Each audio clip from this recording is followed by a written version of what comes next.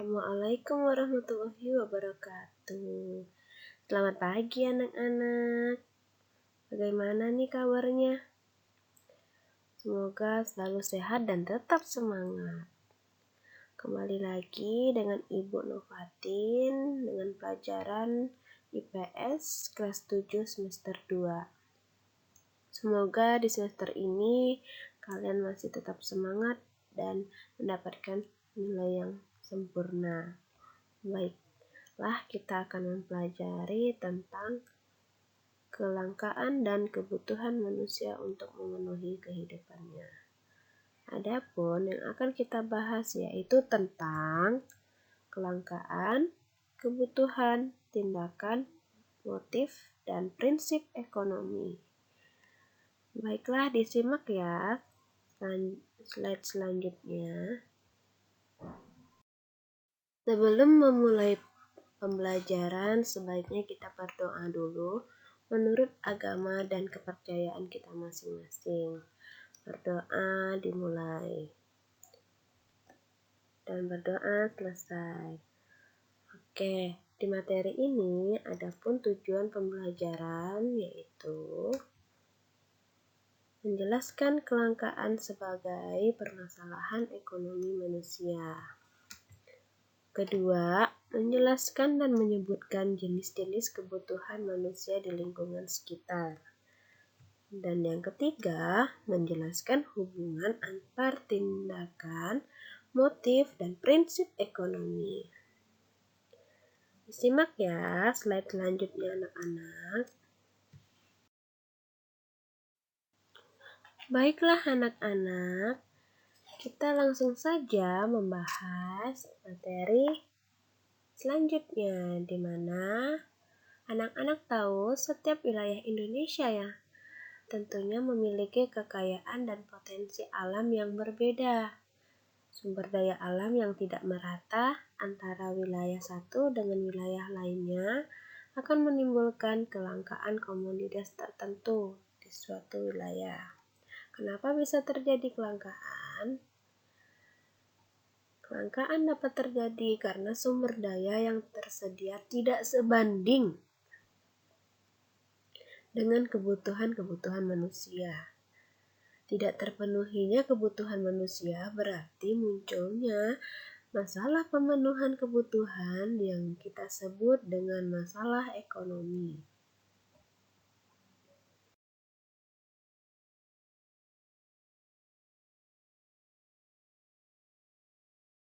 Nah, kalian tahu tidak, manusia itu sering loh dikatakan makhluk ekonomi atau bahasa lain Homo economius. Apa itu Homo economius? Yaitu manusia yang selalu ingin memenuhi kebutuhannya sehari-hari. Sementara itu, manusia juga dikenal dengan Homo socius atau yang artinya itu makhluk sosial, di mana manusia tidak mampu memenuhi kebutuhan tanpa melakukan interaksi dengan orang lain. Interaksi manusia dengan manusia yang lain menunjukkan bahwa manusia itu sebagai makhluk sosial yang selalu hidup bersama dan tidak dapat hidup sendiri untuk memenuhi kebutuhannya sehari-hari.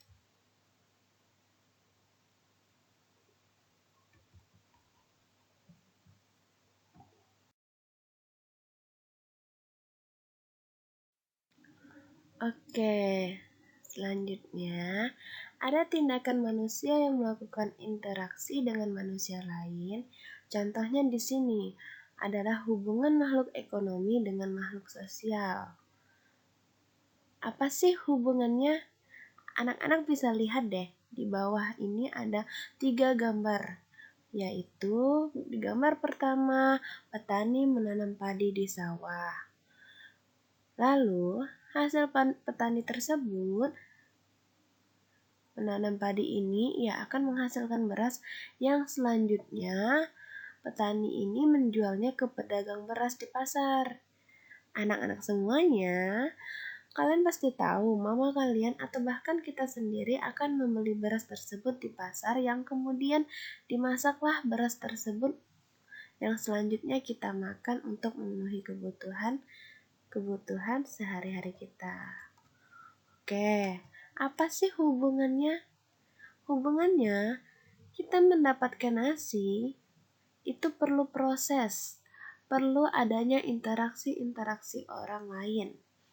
Kita tidak bisa mendapatkan nasi tersebut dengan begitu saja. Itulah hubungannya yang tidak bisa dipisahkan antara makhluk ekonomi dan makhluk sosial. Sampai di sini paham anak-anak? Oke, kita akan lanjutkan di slide selanjutnya. Jadi, kesimpulan dari slide sebelumnya, interaksi sosial merupakan kunci dalam sendi-sendi kehidupan sosial. Karena tanpa interaksi tidak mungkin terjadi aktivitas sosial. Dengan adanya interaksi, maka terjadi saling mempengaruhi sehingga menimbulkan berbagai perubahan dalam kehidupan. Kondisi tersebut dinamakan proses sosial, di mana terjadi pengaruh timbal balik antara berbagai segi kehidupan bersama-sama di lingkungan sekitar. Baiklah anak-anak, selanjutnya di sini adalah kelangkaan sebagai permasalahan ekonomi manusia. Kita akan membahas kenapa sih kelangkaan ini bisa menjadi masalah ekonomi manusia. Di sini ada 3 contoh yang Ibu berikan, yaitu antrian BBM, di mana BBM habis, dan contoh kedua yaitu masker habis, hand sanitizer juga habis. Dan selanjutnya contoh ketiga yaitu minyak tanah habis. Kenapa sih semua barang tersebut bisa habis? Oke, kita akan bahas selanjutnya. Di sini, kebutuhan manusia sedemikian banyak, sedangkan barang-barang yang tersedia atau jasa, sumber-sumber alam lainnya jumlahnya sangat terbatas atau langka. Sumber daya antar daerah yang satu dengan yang lain itu tidak sama. Beberapa daerah yang tersedia secara melimpah, dan sebagian daerah juga bisa tersedia sumber daya alam yang sedikit, sehingga terjadi interaksi antar daerah untuk memenuhi kebutuhannya. Oke, kelangkaan ini merupakan masalah ekonomi manusia. Masalah ekonomi muncul karena adanya kebutuhan yang berupa barang atau jasa yang terbatas adanya. Ketidakseimbangan antara kebutuhan dan ketersediaan alat pemuas kebutuhan itu disebut kelangkaan. Kelangkaan sumber daya dibandingkan dengan kebutuhan manusia akan menyebabkan tidak terpenuhi sebagian atau seluruh kebutuhan untuk hidup kita. Maka hidup kita akan menjadi masalah. Baiklah anak-anak, di slide sebelumnya kalian sudah mengerti apa itu kelangkaan. Oke Ibu, kilas sebentar. Kelangkaan itu adalah sebuah jumlah barang yang terbatas atau sulit ditemui. Dari masalah tersebut, ada nggak sih faktor penyebabnya? Tentunya pasti ada. Di slide ini kita akan membahas tentang faktor penyebab kelangkaan. Apa saja sih faktor penyebabnya? Pertama, keterbatasan sumber daya, di mana sumber daya ini terbatas, sedangkan kebutuhan itu melimpah, sehingga bisa menjadi kelangkaan. Kedua, perbedaan letak geografis. Di setiap daerah, tentunya letak geografisnya berbeda. Ada yang letak geografisnya itu tanahnya itu kering, dan ada letak geografisnya itu yang tanahnya subur, sehingga ini juga bisa loh menjadi faktor penyebab kelangkaan barang-barang atau jasa.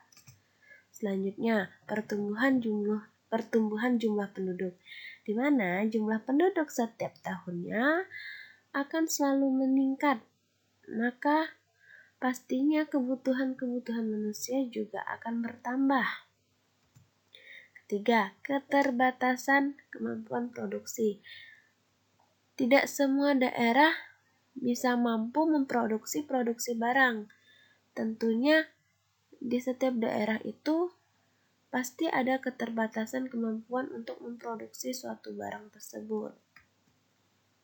Dan yang terakhir yaitu bencana alam. Bencana alam inilah yang bisa menyebabkan semuanya menjadi hancur, yang dulunya subur dan sekarang menjadi tidak subur.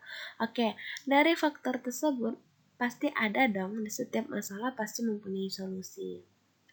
Apa sih upaya dari masalah tersebut?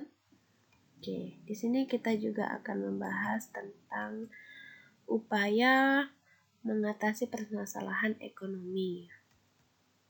Pertama, tidak berlebihan menggunakan sumber daya. Kita memakai sumber daya itu harus irit atau hemat, tidak berlebih-lebihan memakainya.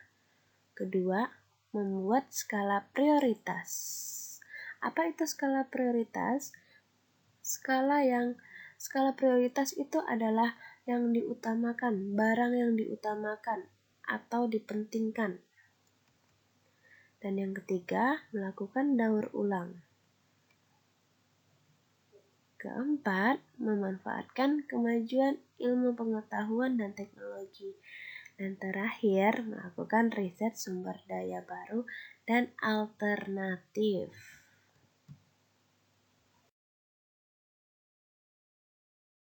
Nah, di slide-slide selanjutnya, kalian sudah tahu dan mengerti apa itu kelangkaan, faktor penyebabnya, serta cara mengatasinya atau upaya mengatasinya. Oke, di sini kita akan mempelajari kebutuhan manusia. Apa sih kebutuhan manusia itu dan apa-apa saja kebutuhan manusia?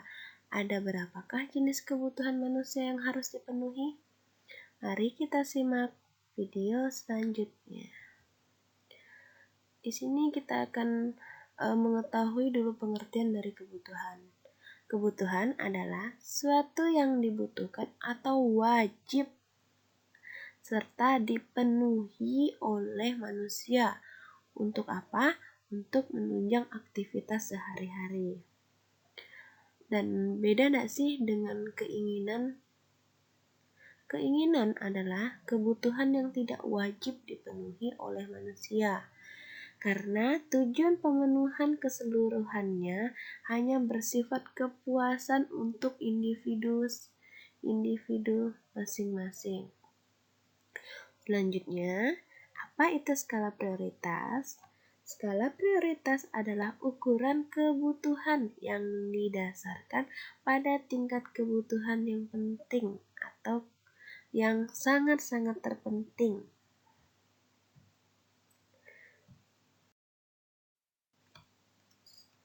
Kita akan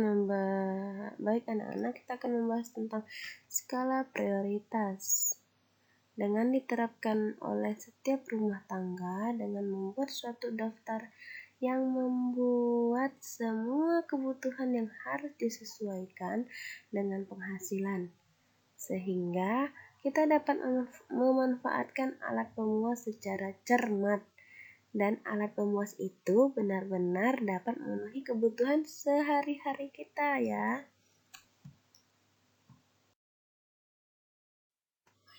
Baiklah anak-anak, selanjutnya kita akan membahas tentang jenis-jenis kebutuhan.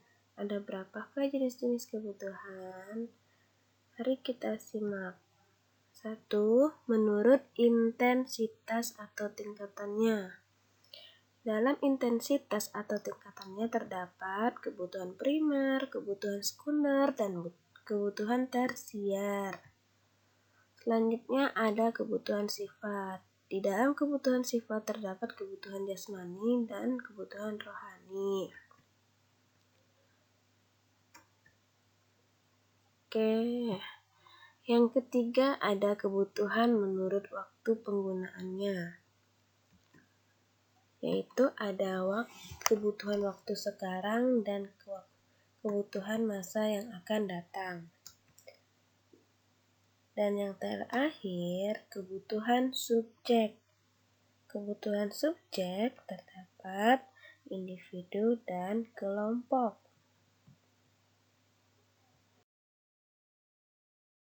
Baiklah anak-anak, macam-macam kebutuhan menurut intensitas atau tingkatannya, di mana terdapat kebutuhan primer. Apa itu kebutuhan primer? Kebutuhan primer adalah kebutuhan pokok sehari-hari yang untuk berlangsungnya kehidupan di makhluk hidup. Contoh dari kebutuhan primer yaitu ada pangan, ada sandang, ada papan. Apa itu pangan? Pangan itu adalah makanan. Apa itu sandang? Sandang itu terdapat baju. Dan apa itu papan? Papan itu yaitu rumah, di mana kebutuhan pokok ini harus dan wajib dipenuhi oleh manusia. Selanjutnya, terdapat kebutuhan sekunder. Kebutuhan sekunder ini adalah kebutuhan tambahan untuk melangsungkan kehidupan, seperti laptop, handphone, sepeda, dan peralatan lainnya. Dan kebutuhan tersier. Kebutuhan tersier ini bisa dikatakan kebutuhan barang-barang mewah. Kebutuhan yang dipenuhi setelah kebutuhan primer dan sekunder. Kebutuhan ini tidak mutlak harus dipenuhi dan dapat disesuaikan dengan kondisi keuangan masing-masing. Contohnya, emas, mobil BMW, pakaian bermerek, rumah bertingkat, dan ada kolam renangnya.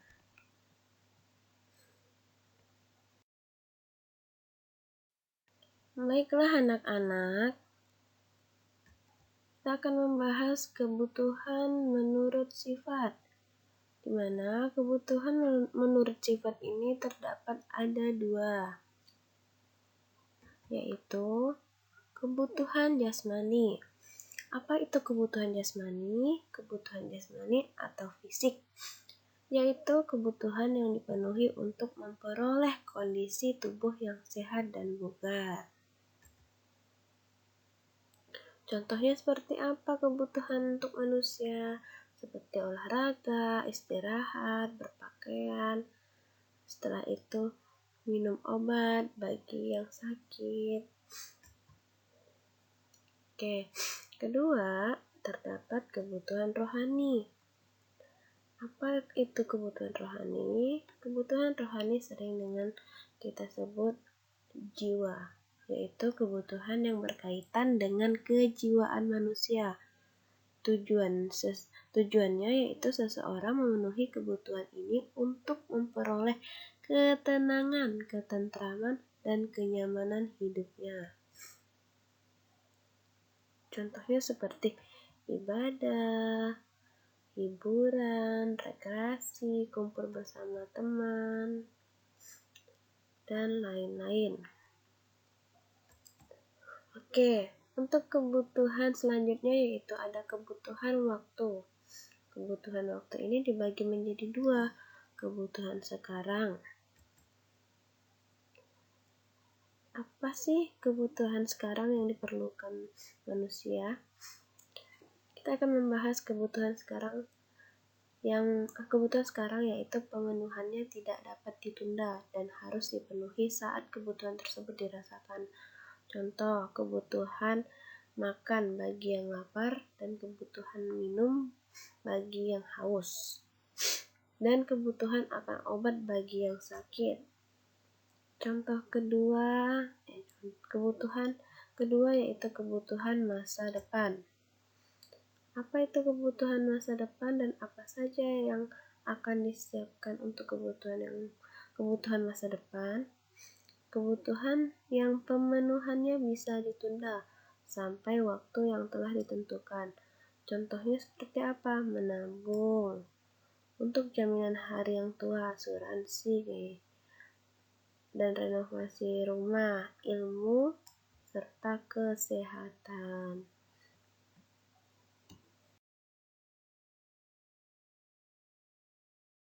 Baiklah anak-anak, sebelumnya kita sudah menjelaskan beberapa jenis-jenis kebutuhan, dan selanjutnya ada kebutuhan menurut subjek. Kebutuhan menurut subjek dibagi menjadi dua.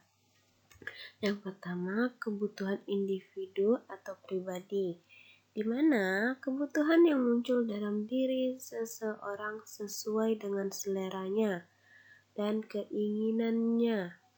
Kebutuhan individu setiap orang berbeda-beda. Sebagai contoh, mereka perlu baju, jaket, pakaian, rok, sepatu, topi, dan ikat pinggang. Lalu yang kedua ada kebutuhan kelompok.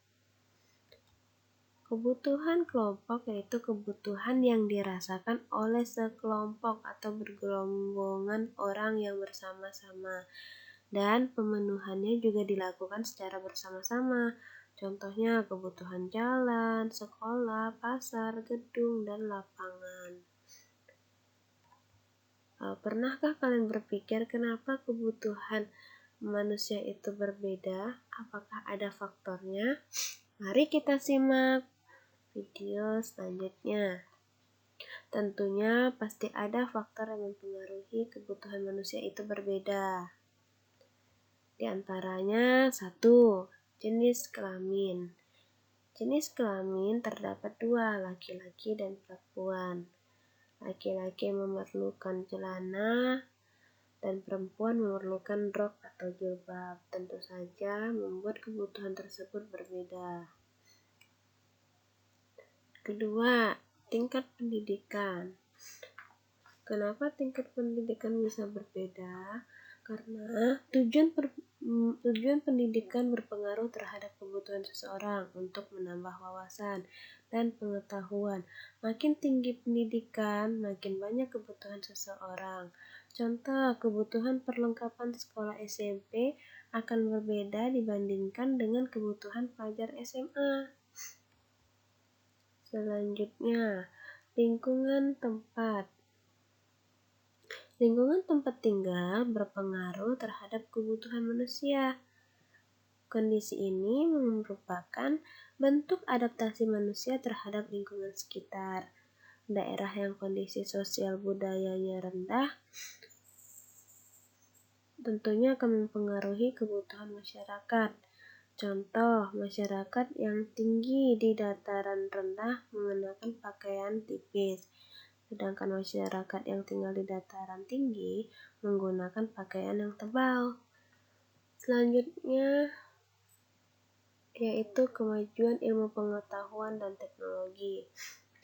Perkembangan semakin tahun maka akan semakin meningkat. Begitu juga dengan perkembangan ilmu pengetahuan dan teknologi, menyebabkan munculnya penemuan dan produk-produk baru. Muncul produk baru mempengaruhi seseorang untuk memiliki produk tersebut. Akhirnya muncul kebutuhan terhadap produk baru. Contoh, ketika muncul produk smartphone iPhone, di mana orang berlomba-lomba membelinya, iPhone 1, 2, 3, 4, sampai iPhone 13 Pro dan lain-lain. Lanjut, faktor selanjutnya ada tingkatan pendapatan. Tingkatan pendapatan yaitu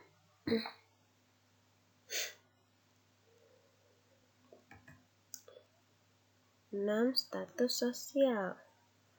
Makin tinggi status sosial seseorang dalam masyarakat, makin beragam kebutuhannya. Kondisi ini disebabkan orang tersebut ingin menjaga status sosialnya. Sebagai contoh, seorang direktur perusahaan akan membutuhkan mobil untuk mendukung aktivitasnya, sedangkan orang yang berprofesi sebagai petani dia membutuhkan traktor untuk untuk melakukan pekerjaannya. Lanjut, 7 ada perbedaan selera. Selera diartikan sebagai kesukaan atau minat seseorang terhadap suatu barang atau jasa. Perbedaan selera mempengaruhi seseorang dalam mengonsumsi barang atau jasa. Jika menyukai barang tertentu, maka dia akan membelinya. Jika tidak, dia tidak akan membelinya. Anak-anak, kalian sudah mengerti kan apa itu kebutuhan? Jenis-jenis kebutuhan serta faktor yang mempengaruhi kebutuhan manusia itu berbeda. Selanjutnya, kita dapat menyimpulkan kebutuhan manusia tidak ada batasannya. Artinya, setiap saat selalu bertambah dan berkembang seiring kemajuan peradaban manusia. Orang harus mampu mengimbangi mana yang kebutuhan dengan alat pemenuhan kebutuhan tersebut. Baiklah anak-anak, kita akan membahas tentang alat pemenuhan kebutuhan manusia. Apa sih alat pemenuhan kebutuhan manusia itu? Oke, alat pemenuhan kebutuhan manusia banyak sekali macamnya. Ada yang berupa barang, jasa, dan ada juga yang berwujud dan ada juga yang tidak berwujud. Baiklah anak-anak, Ibu akan membahas lagi tentang alat pemuas. Setiap orang memiliki keinginan untuk memperoleh kehidupan yang layak dan makmur. Untuk mewujudkan keinginan tersebut, seseorang berusaha memenuhi kebutuhan hidupnya. Faktanya, sifat manusia yang tidak pernah merasa puas menyebabkan kebutuhan manusia tidak terbatas dan makin bertambah. Meskipun demikian, hendaknya orang mengimbangi kebutuhan dengan alat pemuas kebutuhan yang ada. Contohnya, alat pemenuhan kebutuhan menurut kelangkaannya, yaitu barang ekonomi. Apa sih barang ekonomi? Barang yang diperoleh melalui pengorbanan tertentu. Barang ekonomi jumlahnya terbatas dan bersifat langka, karena tidak sebanding dengan jumlah kebutuhan manusia. Kelangkaan barang tersebut menyebabkan suatu barang bernilai lebih sehingga untuk memperoleh seseorang harus mengeluarkan pengorbanannya tidak dengan mudah. Contoh kedua ada barang bebas. Apa itu barang bebas? Barang yang diperoleh tanpa pengorbanan tertentu. Contoh barang bebas yaitu sinar matahari, air, tanah, rumput, dan lain-lain. Sudah paham anak-anak menurut alat pemenuhan kebutuhan menurut kelangkaan? Mari kita simak video selanjutnya. Baiklah anak-anak, kita lanjutkan lagi ya. Kita akan membahas tentang alat pemenuhan kebutuhan menurut hubungannya dengan barang lain dan menurut tujuan penggunaannya. Adapun kita akan membahas terlebih dahulu kebutuhan menurut hubungannya dengan barang lain, yaitu ada barang substitusi atau sering disebut dengan barang pengganti. Contohnya seperti barang yang digunakan untuk menggantikan guna barang tersebut. Contoh, kita setiap hari makan nasi. Kita bisa juga mengganti nasi itu yang bersifat karbohidrat seperti ubi, jagung, dan lain-lain. Kedua, barang komplementer. Barang komplementer sering juga disebut dengan barang pelengkap, yaitu barang yang digunakan untuk melengkapi guna barang lain. Contoh, kopi dan teh, pastinya kalau kita minum, kita perlu gula. Kalau kita tidak perlu gula, maka minuman kita akan hambar.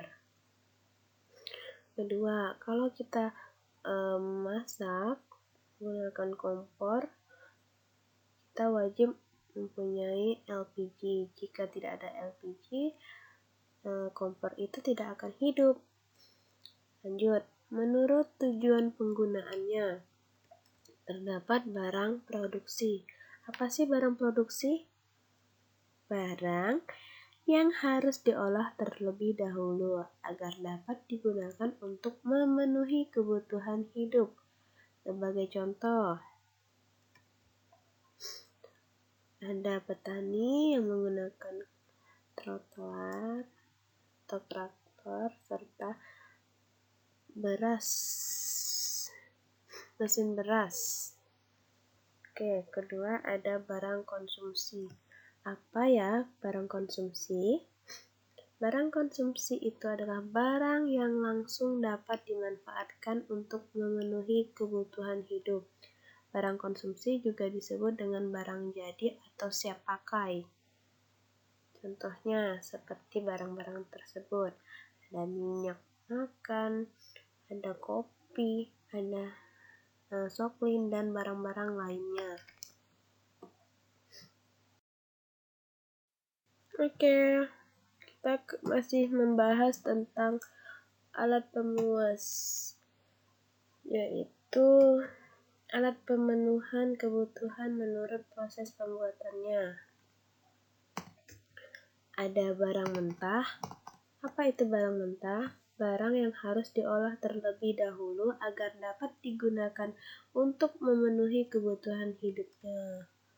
Contoh, rumah seseorang pasti menggunakan prosesnya. Kedua, barang setengah jadi. Apa itu barang setengah jadi? Apakah setengah-setengah atau bagaimana ya?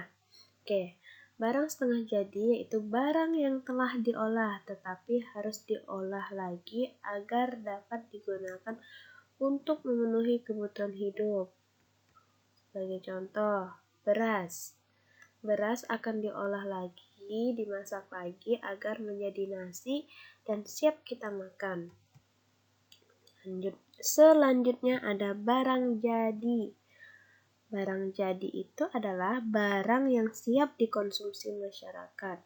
Barang jadi merupakan hasil akhir dari proses produksi, seperti baju, jaket, sepatu, ikat pinggang, topi, rok, kaos, dan lain-lain. Sudah paham belum anak-anak? Masih semangat kan? Oke, baiklah anak-anak. Kalian sudah mempelajari tentang kelangkaan, pengertian kelangkaan, upaya mengatasinya, faktor penyebabnya, dan kebutuhan, jenis-jenis kebutuhan, dan faktor penyebab kebutuhan berbeda.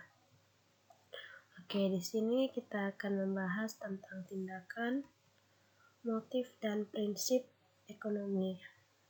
Sebagai upaya memenuhi kebutuhan dan mencapai kemakmuran manusia, harus melakukan tindakan ekonomi. Terdapat beberapa faktor yang mendorong manusia melakukan tindakan ekonomi.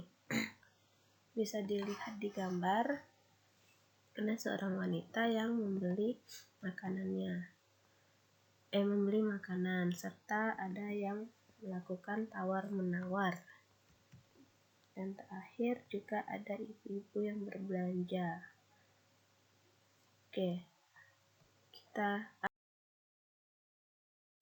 Hai anak-anak, kalian sudah tahu tindakan ekonomis itu apa? Oke, Ibu akan memberitahukan pengertian dari tindakan ekonomi. Tindakan ekonomi yaitu segala kegiatan manusia untuk menentukan barang atau jasa sebagai alat pemuas kebutuhan hidupnya. Oke, amatilah beberapa gambar di bawah ini. 1. Ada tindakan ekonomi rasional. Apa itu tindakan ekonomi rasional? Tindakan manusia dalam rangka melakukan tindakan ini, seseorang harus memilih dan menentukan pilihan yang menguntungkan. Kedua, ada tindakan ekonomi irasional, yaitu tindakan yang dilakukan manusia upaya memenuhi kebutuhan. yang didasarkan sikap tidak rasional, di mana tindakan ini yang menyebabkan kerugian bagi seseorang. Selanjutnya, motif. Terdapat beberapa faktor yang mendorong seseorang melakukan tindakan ekonomi. Dalam ilmu ekonomi, alasan seseorang melakukan tindakan ekonomi dikenal dengan istilah motif. Oke. Keinginan atau alasan yang mendorong manusia untuk melakukan tindakan ekonomi. Motif ekonomi timbul sebagai keinginan untuk memenuhi kebutuhan hidup dan mencapai kemakmuran. Sudah mulai mengerti anak-anak? Oke, baiklah anak-anak. Kita akan membahas lagi tentang motif ekonomi. Amatilah kegiatan ekonomi di lingkungan sekitarmu. Kamu akan menemukan beragam kegiatan ekonomi dengan motif berbeda. Satu di antaranya ada motif untuk memenuhi kebutuhan. Alasan seseorang melakukan kegiatan ekonomi adalah memperoleh penghasilan untuk memenuhi kebutuhan hidupnya. Jika penghasilannya tidak mencukupi, orang tersebut akan berusaha melakukan kegiatan ekonomi lain untuk memperoleh tambahan penghasilan. Selanjutnya ada motif untuk mendapatkan penghargaan. Manusia melakukan tindakan ekonomi tidak hanya untuk memperoleh pujian atau piagam. Manusia juga memiliki keinginan untuk memperoleh penghargaan berupa peningkatan status sosial dalam masyarakat. Dan terakhir, motif berbuat sosial. Selain ingin memenuhi kebutuhannya, manusia ingin menolong atau membantu sesama manusia lainnya agar dapat hidup layak dan tentram. Motif ini menunjukkan bahwa manusia merupakan makhluk sosial yang peduli dengan manusia yang lainnya. Dan terakhir adalah motif untuk memperoleh penghargaan. Salah, yaitu motif untuk memperoleh kekuasaan. Sifat dasar manusia yang tidak pernah merasa puas dan memotivasi seseorang melakukan berbagai macam cara untuk memperoleh penghasilan. Oke, baiklah anak-anak, sebelumnya kalian sudah belajar tentang tindakan ekonomi, motif ekonomi, serta terakhir yaitu tentang prinsip ekonomi. Apa itu prinsip ekonomi? Prinsip ekonomi yaitu dengan segala pengorbanan yang kita keluarkan untuk mendapatkan hasil yang sesuai dengan yang diharapkan. Prinsip ekonomi berhubungan dengan sebutan efisien dan efektif. Efisien artinya kegiatan yang dilakukan tepat untuk mencapai target tertentu. Kalau efektif artinya apa yang dilakukan benar. Di sini Ibu akan memberikan contoh soal dari prinsip ekonomi, yaitu seseorang akan membeli sepatu pada toko A dengan harga 150.000 dan ke toko B dengan harga 140.000 serta ke toko C dengan harga 145.000. Berdasarkan prinsip ekonomi, tentu orang pasti memilih harga yang lebih murah dengan kualitas yang sama, yaitu mereka pasti akan memilih di toko B dengan harga 140.000. Sampai di sini sudah ada gambaran dan mengerti ya apa itu prinsip ekonomi. Baik anak-anak. Oke. Sebelumnya kalian sudah mengerti apa itu prinsip ekonomi. Selanjutnya, kalian akan memahami apa itu prinsip ekonomi dalam kegiatan. Tentunya, kegiatan tersebut terdapat produksi, distribusi, dan konsumsi. Apakah prinsip ekonomi dalam kegiatan produksi? 1. Menggunakan bahan mentah dan baku dengan mutu yang terbaik. 2. Menggunakan tenaga kerja dengan upah yang murah. Dan ketiga, mendirikan perusahaan yang dekat dengan bahan mentah. Selanjutnya ada prinsip ekonomi dalam kegiatan distribusi. 1. Menyalurkan barang dengan tepat sasaran, tepat waktu, dan tepat tempat. 2. Yaitu memberikan layanan dengan baik. 3. Menggunakan sarana distribusi yang murah. Dan terakhir, prinsip ekonomi dalam kegiatan konsumsi. Ada A. Membeli barang dengan memilih terlebih dahulu, dan B. Memilih barang dengan kualitas yang bagus, dan terakhir, membeli barang sesuai dengan yang digunakan atau Terima kasih sudah mendengarkan dan mempelajari tentang kelangkaan, kebutuhan, tindakan, motif, dan prinsip ekonomi. Semoga materi yang Ibu berikan kalian dapat menyerap ilmunya dengan baik dan mendapatkan ilmu yang berkah. Sampai di sini pertemuan kita. Assalamualaikum warahmatullahi wabarakatuh. Semoga kita semua dalam lindungan Allah SWT dan selalu sehat dan tetap semangat. Sampai jumpa anak-anak.